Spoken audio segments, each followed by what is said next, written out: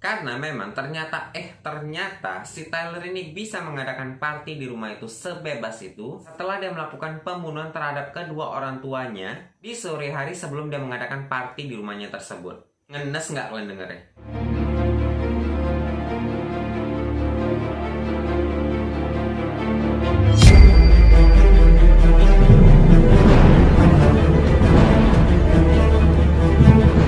Hai semua sobat pecinta kisah misteri, selamat datang kembali di Misteri Stories bersama aku, Krisna Rans. Apa kabar kalian hari ini semuanya? Semoga kalian sehat-sehat selalu ya guys.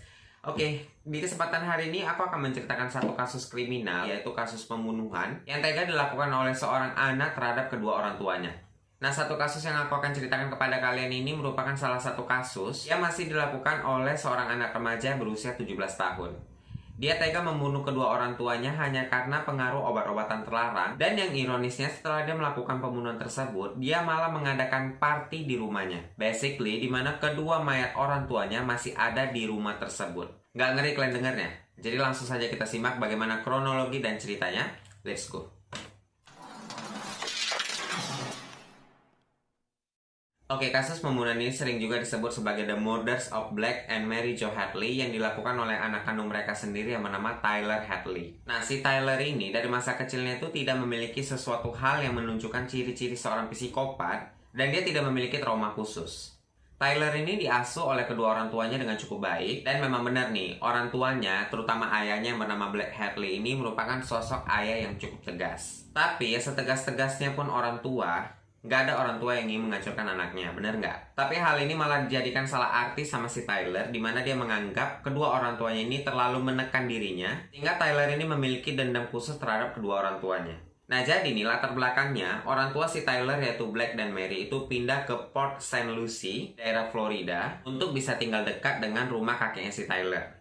Nah, daerah rumah si Tyler ini memang jauh dari keramaian kota. Ya maksudnya daerahnya rumah si Tyler ini adem-adem kalem gitu lah woy. Nah, si Tyler ini pun disekolahkan dan terlihat normal-normal aja. Tapi begitu dia mulai masuk ke jenjang SMA, si Tyler ini pun mulai terjerumus dengan penggunaan barang-barang narkotika, bahkan dia sampai di DO dari sekolahnya.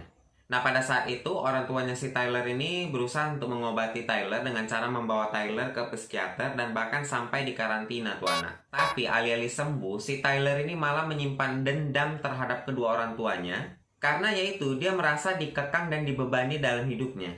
Jadi singkat ceritanya nih, si Tyler ini tiba-tiba kepo buat status di Facebook dengan bilang akan mengadakan party di rumahnya. Nah, waktu itu bahkan ada nih teman-teman Facebook yang memang mengenal Tyler dan latar belakang orang tuanya Tyler yang merasa nggak yakin dengan status kepo yang dipost sama si Tyler. Soalnya isi status itu seperti ini.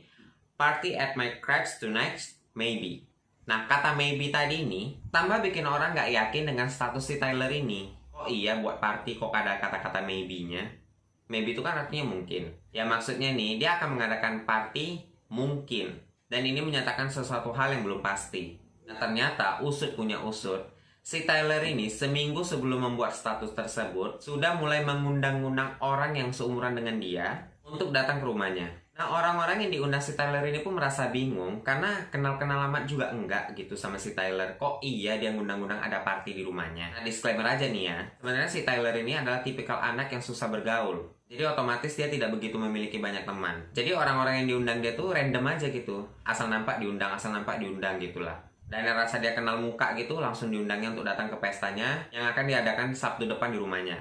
Nah, ya otomatis lah orang-orang yang diundang si Tyler ini pun bingung. Kok iya nggak kenal ngundang-undang aku kan gitu. Nah, sementara orang yang kenal dengan Tyler dan orang tuanya Tyler, mereka ini tahu kalau nggak mungkin deh ada party yang akan diadakan di rumahnya si orang tuanya Tyler. Kenapa? Karena latar belakang orang tuanya si Tyler ini memang benar-benar galak guys. Jadi apa mungkin si Tyler ini bakalan ngadain party di rumahnya dan bakalan dapat izin dari orang tuanya? Kan kayak nggak mungkin gitu, kayak impossible lah istilahnya gitu. Tapi walaupun begitu, ada aja nih orang-orang yang kepo pada nanyain ke Tyler, jadi nggak nih party di rumah kamu? Gitu. Nah, jawaban yang diberikan si Tyler ini selalu dengan kata-kata, iya, nanti aku usahakan. Nah, tambah bingung lah yang diundang kan. Oh iya, buat party ragu-ragu gitu. Nah, jadi singkat cerita aja nih ya. Si Tyler ini tiba-tiba dapat chat dari salah satu temannya di Facebook yang nanyain mau kemana lu malam minggu ini, gitu kira-kira. Nah, terus si Tyler ini ngejawab, aku sedang mengusahakan untuk mengadakan party di rumahku. Jangan lupa datang ya, gitu katanya, sama teman Facebooknya nih. ngebalesin chat teman Facebooknya itu. Nah, baru itulah tuh dia buat status di Facebook tadi yang bilang dia bakalan ngerayain party di rumahnya, mungkin. Bahkan dia ini sempat ngingatin teman-temannya di Facebook untuk tidak lupa datang ke acaranya. Nah, sempat juga di situ ada yang nanyain, emangnya orang tua kamu nggak marah kamu ngadain party? Emangnya diizinin? Nah, Tyler tuh menjawab kalau orang tuanya tuh lagi pergi keluar kota dan nggak akan balik sampai 2 atau 3 hari ke depan. Nah, berita party yang akan diadakan di rumahnya si Tyler ini pun menyebar luas. Bahkan si Tyler sendiri pun tidak kenal-kenal banget nih sama yang datang ke party di rumahnya. Nah, pas tamu pertama yang datang ke rumah si Tyler, tamunya tuh mengaku melihat si Tyler ini kayak kelihatan was-was dan ngos-ngosan gitu. Terus dia tuh kayak kelihatan gugup sampai keringat dingin. Nah, kawan-kawan yang satu geng tadi ini datang tuh bingung lihat si Tyler. Kamu kenapa? Kok cemas gitu? Emangnya orang tua kamu udah balik ya? Gak jadi party? Terus si Tyler ini ngejawab dan mulai ngawur gitu jawabannya bahwa sebenarnya orang tuanya tuh udah ngasih dia izin untuk ngadain party di rumahnya dan orang tuanya tuh sedang stay atau nginap di rumah kakeknya. Udah beda kan sama alasan yang pertama dia kasih? Karena waktu pertama kan dia ngasih alasan kalau orang tuanya itu kan lagi keluar kota. Tapi sekarang dia bilang kalau orang tuanya tuh nginap di rumah kakeknya. Sementara rumah kakeknya itu tidak terlalu jauh dari rumahnya si Tyler. Jadi nggak mungkin sampai keluar kota tuh orang tuanya. Tapi di situ teman-temannya si Tyler ini mulai melihat kalau si mungkin Tyler ini udah mulai ngedrugs dan dia pun udah mulai halu nih. Nah, party di rumah si Tyler ini pun mulai berjalan. Tamu terus berdatangan, yang kawan ini panggil kawan yang itu, yang kawan itu panggil kawan yang ini. Jadi rame lah tuh rumahnya si Tyler kayak ada kawinan. Nah, hal ini wajar aja sih, karena kalau di sana tuh diadakan party bisa cepat ramai, karena memang di sana tuh tempat-tempat hiburan itu jarang dibuka, guys. Misalnya kayak ada di sana tuh ada satu mall, cuma satu aja, itu pun jam 5 udah tutup. Jam 5 sore maksudnya. Jadi begitu dibilang kalau ada party di rumah si A, ramai lah itu dikunjungi sama temen-temennya. Kalian tau lah ya kan, gaya anak barat kayak mana kalau party. Udahlah, udah tau lah kalian tuh kayak mana tuh. Nah, lanjut ke party rumahnya si Tyler nih yang makin ramai aja dikunjungi sama tamu-tamu sampai jam 2 pagi. Tiba-tiba rumahnya si Tyler ini didatangi polisi berdasarkan laporan tetangga yang melapor merasa terganggu dengan keberisikan party di rumah si Tyler. Tapi anak-anak di sana tuh malah nggak peduli dengan teguran dari polisi dan malah semakin ricuh. Nah, pas polisi datang itu, si Tyler ini mulai terlihat cemas. Ditambah lagi dia ngeliat rumahnya makin nggak karuan. Karena ada sekitar 60 orang lebih yang berada di party di rumahnya si Tyler tersebut. Nah, pada saat party berlangsung, orang-orang yang di sana itu merasa sangat happy sekali party di rumahnya si Tyler. Karena mereka merasa bebas banget nih. Sampai ada salah satu teman yang nyeletuk kalau si Tyler ini, jangan-jangan si Tyler ini udah ngemudu orang tuanya, makanya bisa buat party sampai seramai itu. Nah, itu tuh maksudnya si teman ini nyeletuknya itu bercandaan aja sih, bukannya ada maksud udah tahu dengan kejadian yang apa yang udah terjadi di rumah tersebut. Karena memang ternyata si Tyler ini bisa mengadakan party di rumah itu sebebas itu setelah dia melakukan pembunuhan terhadap kedua orang tuanya di sore hari sebelum dia mengadakan party di rumahnya tersebut. Ngenes nggak kalian denger ya? Nah, waktu pesta berlanjut, Tyler yang mulai cemas ini mengaku kepada salah satu teman kecilnya yang bernama Michael Mendel bahwa dia telah melakukan pembunuhan dan merasa sangat takut akan dipenjara karena hal tersebut. Nah, Michael yang bingung ini berpikir kalau temannya ini halu karena pengaruh obat-obatan terlarang.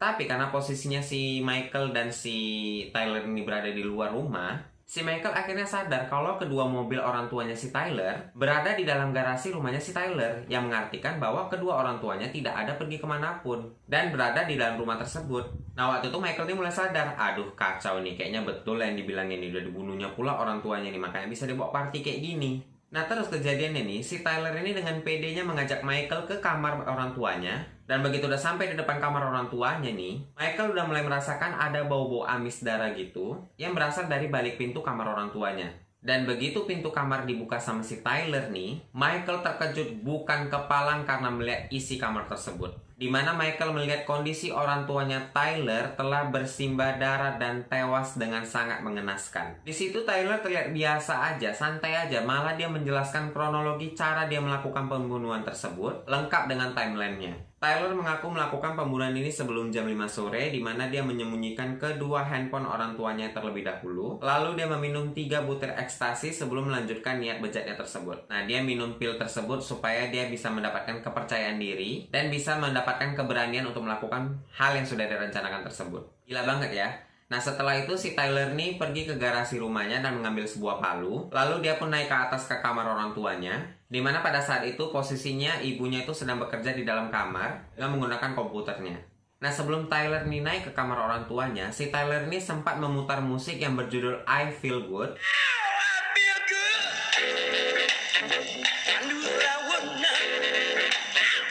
Untuk bisa membuat perasaannya tenang ketika dia akan melakukan niat bejatnya tersebut. Gila memang betulnya. Nah, pas sudah sampai di depan ibunya, dia sempat tertegun dan menatap ibunya sekitar 5 menit gitu. Tatap-tatapan tuh mama sama anak. Dan tanpa AB lagi, langsung diantamnya mamanya ini pakai palu tersebut berkali-kali di kepalanya. Sampai betul-betul diantam gitu loh, memang betul-betul nggak ngotak nih anak. Udah mendengar suara jeritan dari Mary Jo, otomatis bapaknya yang tadi duduk di bawah itu langsung naik lah lari ke atas ke kamar bapaknya ya kan. Ke kamar mama bapaknya ya kan. Nah, waktu itu si Black ini hanya bisa terdiam dan terpaku, seakan-akan tidak percaya dengan hal yang dia lihat di depan matanya guys. Dan hal ini menjadi kesempatan buat si Tyler untuk mengeksekusi ayah kandungnya itu. Sama juga, diantamnya kepala bapaknya pakai palu berkali-kali, sampai nggak tahu lagi aku menjelasinnya kayak mana. Yang pastinya hanya ada satu kata aja yang keluar dari kedua mulut orang tuanya, yaitu why. Mengapa? Kenapa kau lakukan hal ini kepada kami? Dan yang gilanya, si Tyler malah menjawab pertanyaan tersebut dengan why not? Kenapa tidak? Betul-betul gila nih anak ya. Definisi anak dajal, kayak gini lah tuh. Nah, kita lanjut aja ke ceritanya ya. Setelah dia memastikan bahwa orang tuanya betul-betul sudah tidak bernyawa lagi, Tyler ini membutuhkan waktu sekitar 3 jam untuk membersihkan bekas darah yang berceceran di mana-mana dan mandi terus bersiap-siap untuk party, boy. Kalian bayangkan lah itu. Jadi, maksud si Tyler untuk mengusahakan party di rumahnya tersebut adalah membunuh orang tuanya ini, boy. Dan semua kronologi yang aku ceritakan kepada kalian ini adalah kronologi yang langsung diceritakan Tyler kepada Michael temannya tadi yang masuk ke kamar orang tuanya tadi. Dan ironisnya, si Tyler masih sempat ngajakin Michael untuk selfie di kamar orang tuanya tersebut. Dimana mayat orang tuanya masih tergeletak gitu aja.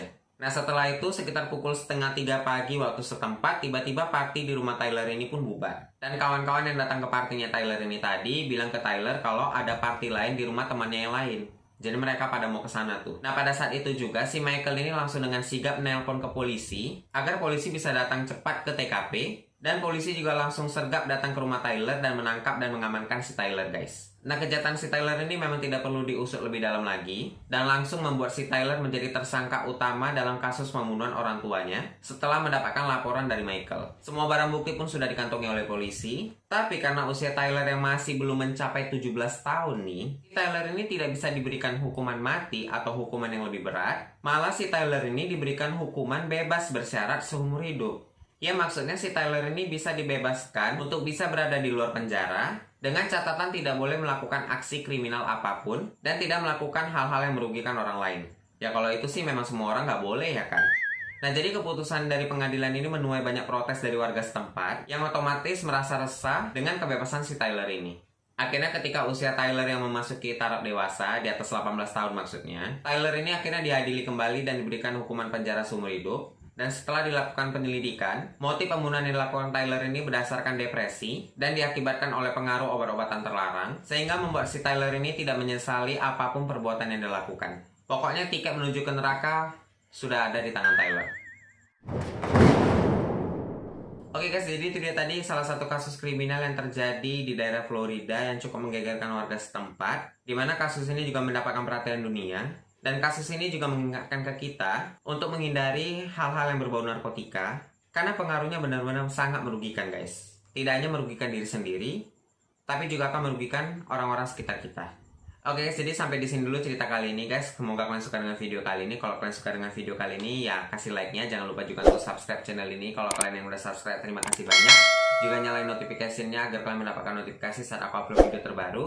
Jangan lupa juga untuk follow aku di Instagram, gampang aja @krisnarams. Dan see you on next video. Bye-bye.